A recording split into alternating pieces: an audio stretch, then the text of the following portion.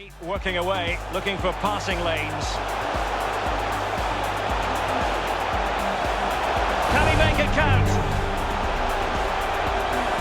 It really is such a free score. All right. When I was making that FIFA video, I really wanted to superimpose my face on that coach, old Ralph Hottenhoodle or whatever his name is. He coaches Southampton. So if anyone knows how to do that, help me out with that. That'd be fun. But besides that, this week we're talking about the AP exam. We're talking about 36-37, and I'm going to give you a brief little 5-minute review of period 3, which is 1763 to 1789, roughly. And then that'll be the stuff for the week. All right, so let's start looking at it here. So the must-knows this week. Sit here and drink my coffee.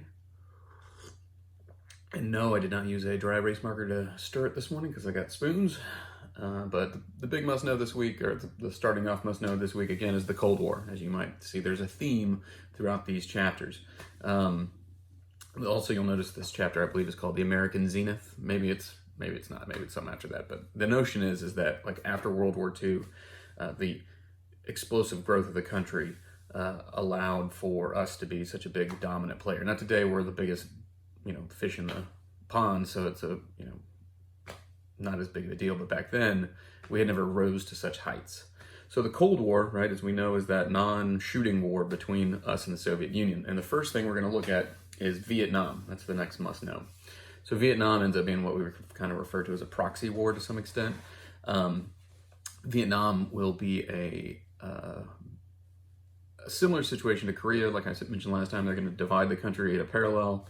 You'll have North wanting to be communist and South wanting to be democratic for the most part. And really there's a lot of cultural stuff going on there that we don't have time to get into. The North is more rocky and more sort of, not as like rice paddy farming as you see in the South. And they're going to sort of get behind Ho Chi Minh, right? Who's really not fighting all in all out for communism. Really, he's more of a Vietnamese nationalist. And that was what he went to go see Woodrow Wilson after World War I about, right? So we mentioned that, I think, in maybe one or two of the sections. But long story short, we divide the countries. We install a guy in the South that is pro-U.S., but he's not a good guy.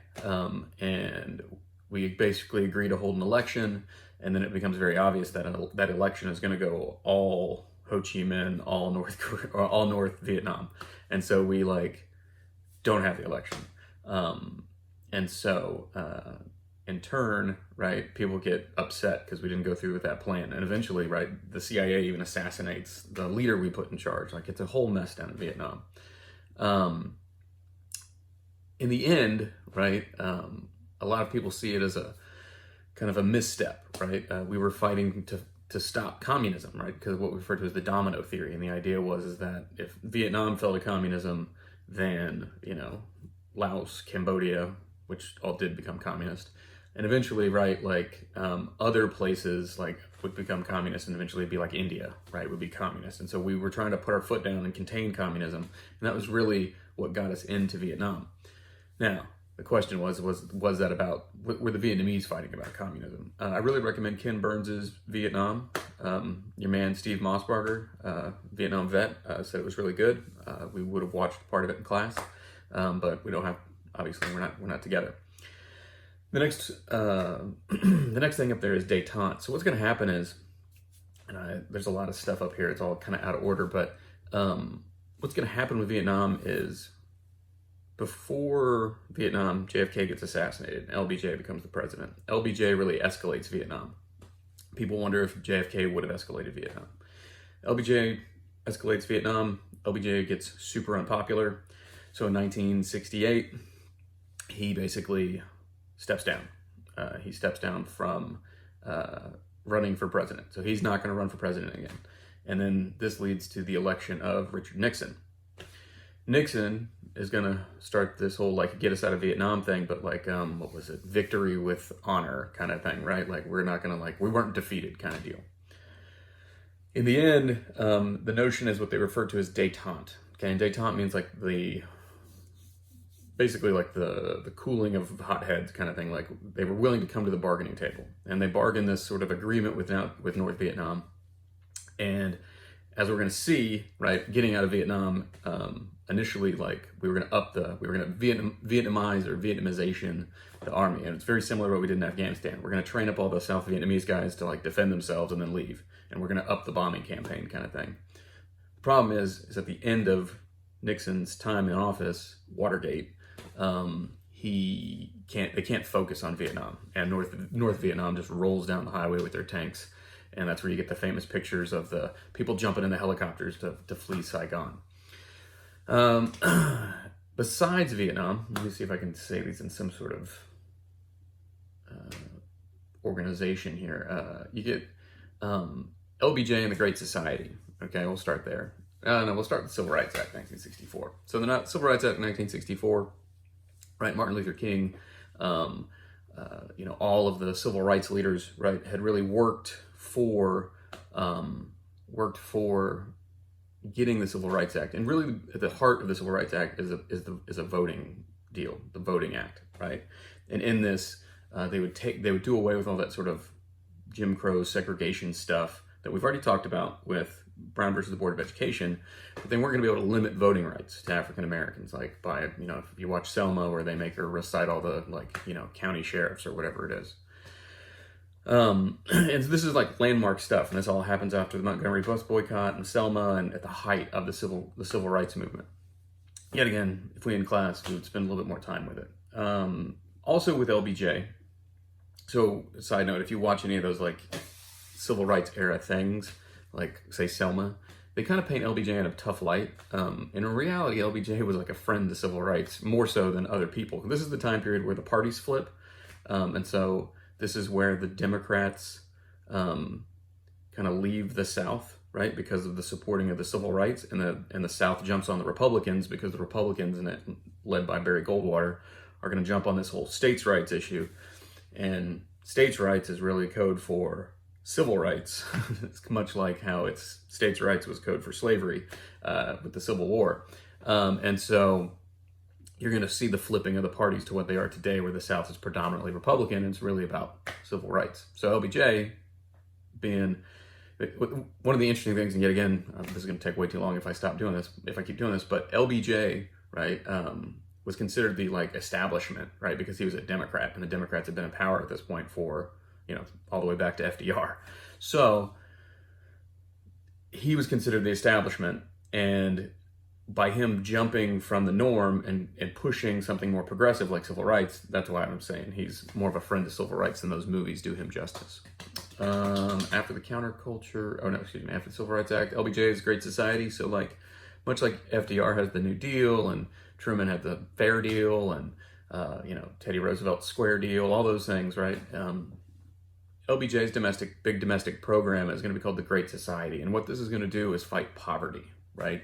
It's going to bring out Medicare and Medicaid, right? So health insurance for poor people and old people. It's also going to do more big social reforms that are going to try to help fight poverty.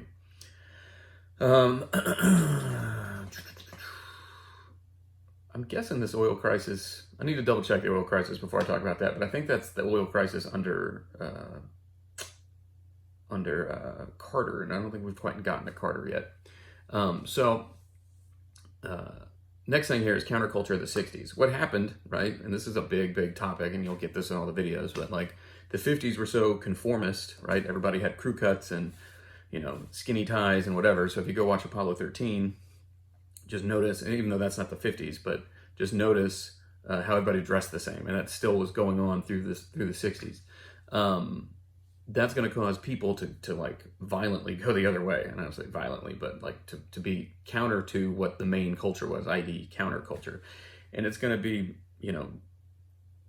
without spending a lot of time on this, it's going to be big on college campuses. You're going to get groups like the hippies and the yippies. The yippies are more of a political group for the hippies. They're going to have a big protest in Chicago in 1968. 1968 is a huge pivotal year. King gets assassinated. LBJ steps down. They have the huge protest in Chicago. I want to say something in Vietnam happened. The Tet Offensive happened in Vietnam, so it seemed like the world was ending in 1968. And so this counterculture movement, though, stems from that conformity of the 50s, right? Where people are going to have long hair, they're going to do drugs, they're going to, live in communes, whatever. They're going to do different things, right? It talks about the next one here is the sexual revolution. So I think it's 64, 65, somewhere in there. You get the Summer of Love in San Francisco, famously, right? And I think it's Golden Gate Park, right? Everybody got together and basically lived in the park for a summer. But in this notion of the sexual revolution, the idea of free love, the idea of sex being not tied to, say, religion, all that sort of stuff becomes a bigger thing. Now, yet again, I'd spend way more time with this in class, and we could talk about it more, but we're just trying to get through this stuff kind of quickly today. Lastly, the conservative resurgence. This is the big thing, okay? Let's see. FDR. I guess Eisenhower's in there, sorry. So Eisenhower's the conservative blip in there. But and his conservatism is not he's not a true Republican a lot of times, right? Eisenhower was just super popular, and the Republicans were kind of lucky to get him. But so you're going to go FDR, right? Truman, Eisenhower, and then after Eisenhower, JFK, LBJ, right? And then after LBJ, you get Nixon, right? And Nixon is going to be super popular before Watergate. He gets reelected in a landslide. Just go look up the stats. And what this does is it shifts the political spectrum back towards the conservatives. And this is, yet again, how it works. Politics is a pendulum. It goes back and forth, back and forth.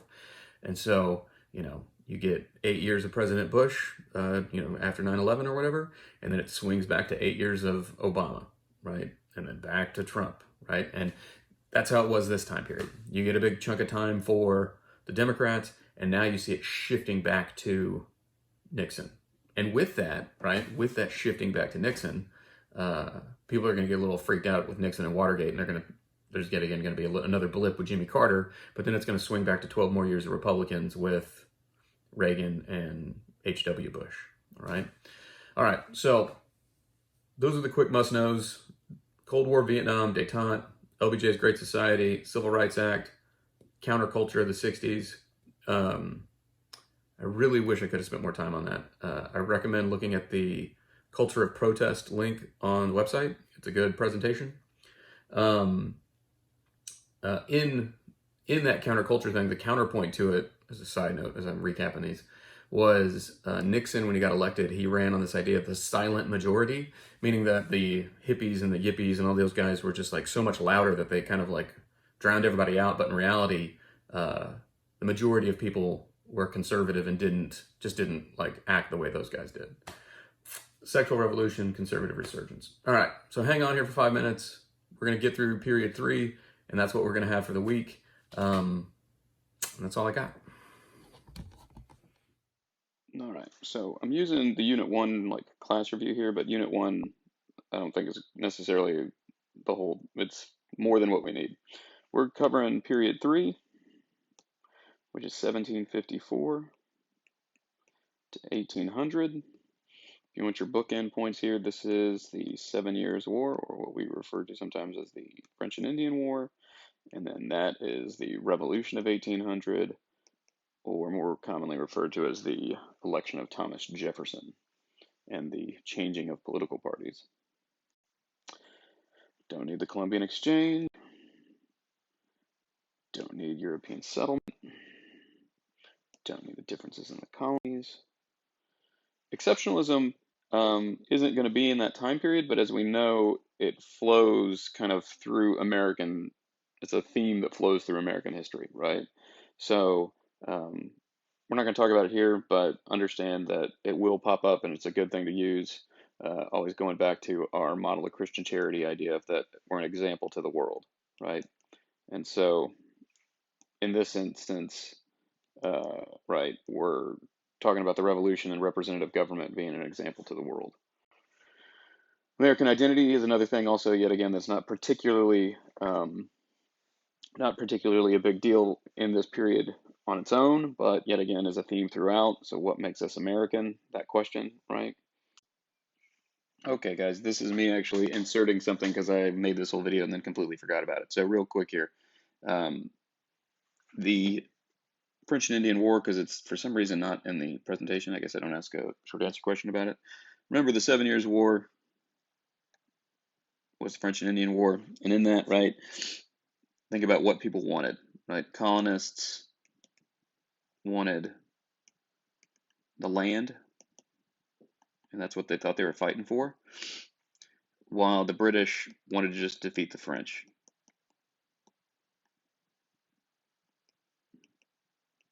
And then in the end, the colonists are going to be upset because of the proclamation of 1763. This is a big British thing that'll be in the next slide. The British policy that or 2 slides from now, that it leads us to the proclamation of 1763 leads us to the revolution because the Americans wanted that land. Proclamation line of 1763 says nobody can move west past the Appalachians. And so they try to kind of make a buffer zone with Indians and all that sort of stuff, and the colonists aren't there for it, right? Now, mercantilism is, right? So if we look at like the road to the revolution, mercantilism is going to be big, okay? It's going to start with the Navigation Acts, which are definitely pre-1754, but it is going to push into the time period we're looking at. So the Navigation Acts basically said, right, that like goods could only be shipped to British ports on British ships.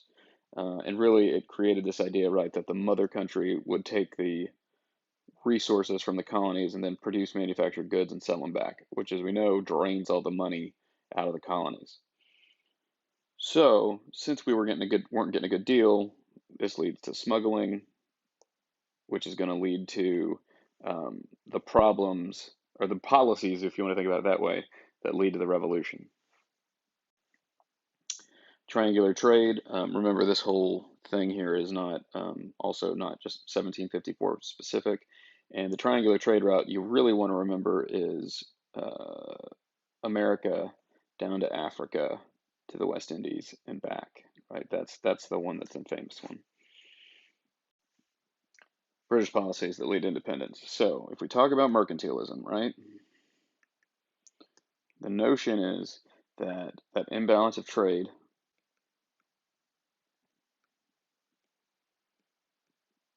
right led us to smuggle. And so in turn, they are going to pass the Molasses Act, or excuse me, the Sugar Act. And in turn, that raised the price of sugar, right? And the idea was that it went from like, or excuse me, I'm really backwards here.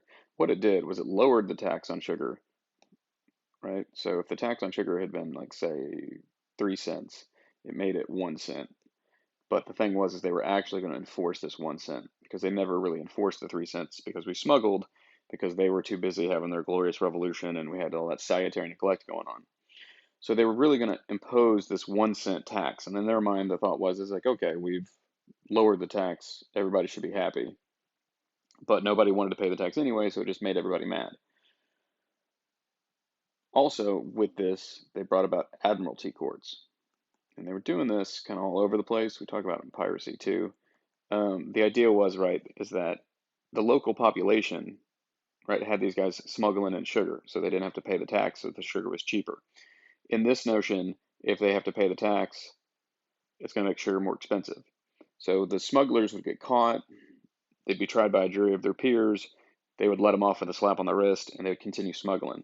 So what the British said was, we're going to try them in courts not in America. We're going to try them in admiralty courts, which were like Navy, sort of like what is that term? Like a court martial almost, right? And they would try them in, Nova Scotia, or they would try them back in London. This also upset us as people. We felt that our rights were getting stepped on there. Now, all of this, right, the smuggling and all that sort of stuff eventually leads to stuff like, say, the Tea Party, right? And the Tea Party and the Tea Act it's just another example of British policies that are sort of not really all that bad, but just the United States or the colonies took them in a bad way, right? The Tea Party or the Tea Act was going to lower the price of tea because they were going to make it so that the British East India Company could sell their tea directly to the people, and it would make the tea cheaper. The dudes in the colonies that were selling tea didn't like being undercut by the British, so they organized the Sons of Liberty to throw the tea in the harbor. This is going to lead to the Intolerable Acts, which, as we know, is going to um, close down the port of Boston until they can pay for the tea. It's also going to sort of like shut down a lot of representative government, right? The Intolerable Acts, Tea Act, mercantilism. Something else I would say, give myself more room here. Something else I would say is the Stamp Act, right? No one liked the Stamp Act. We talked about the Stamp Act helping form American identity, right? Because everybody hated it. And remember, the Stamp Act was a stamp on um, paper products, and really like newspaper people and lawyers and like people that could really raise a stink were really having to bear the brunt of it. And so everybody hated the Stamp Act. And so what do? They organized boycotts. They organized committees of correspondence. They organized the Stamp Act Congress. And the Stamp Act Congress was like a precursor to the Continental Congress. And so the Stamp Act really got our juices flowing and got us to organize. And so the Stamp Act is also a big policy that leads us to the revolution. Also, jumping in here again after I'd already done this and said the proclamation line of 1763, like I mentioned a few slides ago, just throwing it in here. This is also big, and just the feeling of how Britain treated us after the French and Indian War. So, like, if we're going all the big policies, right? Mercantilism, proclamation, and then all the acts. Understand how all that stuff worked together to lead to the revolution. Thanks.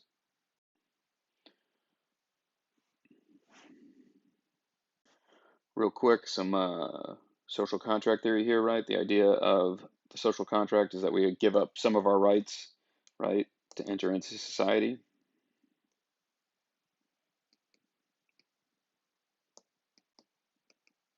And so the idea, right, is that if we give up those rights and we enter into society, we make an agreement with the government, right? And the government has to protect certain things. The government has to protect our inalienable rights.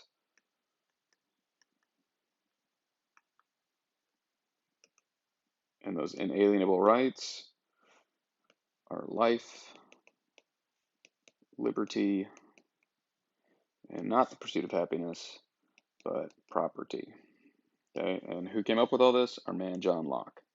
So when we get to the Declaration of Independence, Thomas Jefferson steals a lot from John Locke, right? That's the notion. And at the end of the day, we felt that the British were not upholding their jobs. They were not upholding our life, liberty, and property. So we felt that it was our duty to start a new nation, right? As Jefferson says. And so lastly here, the impact of the revolution, political impact. One of the major things of the revolution is that there was not a lot of change.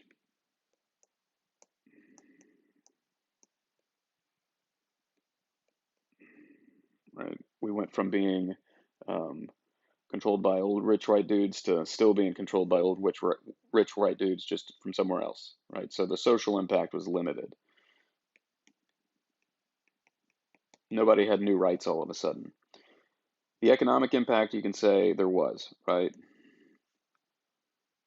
We could now trade with whoever we wanted.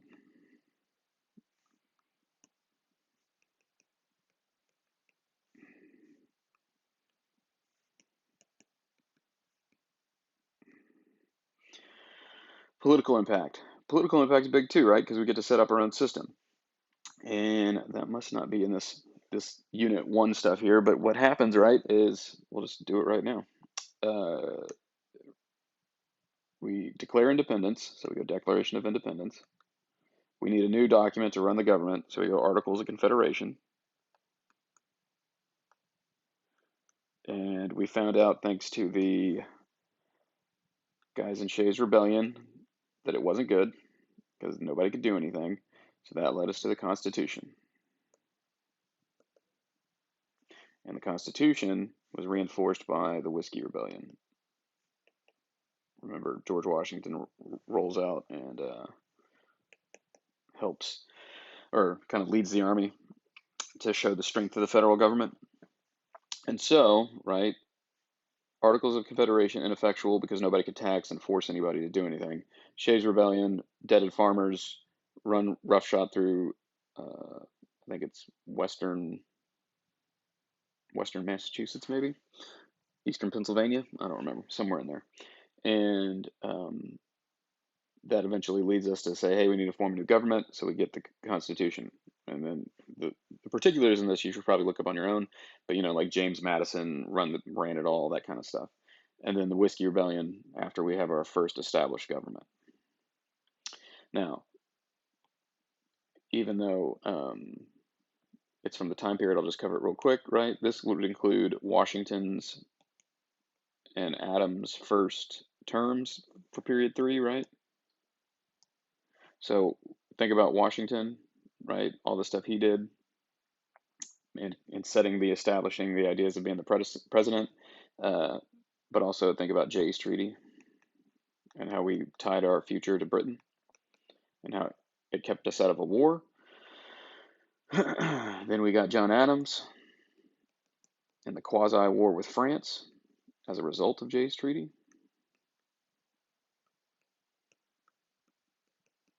And how that leads to the Alien and Sedition Acts and the XYZ affair. And then from there, we get the election of Thomas Jefferson. And that is the switch, right, of political parties to the Republicans, who had a different viewpoint. And this showed that peaceful transition of power, which was a big deal. All right, guys, this is period 3. I'm going to get off here because I know this video is going to be long. Catch you later.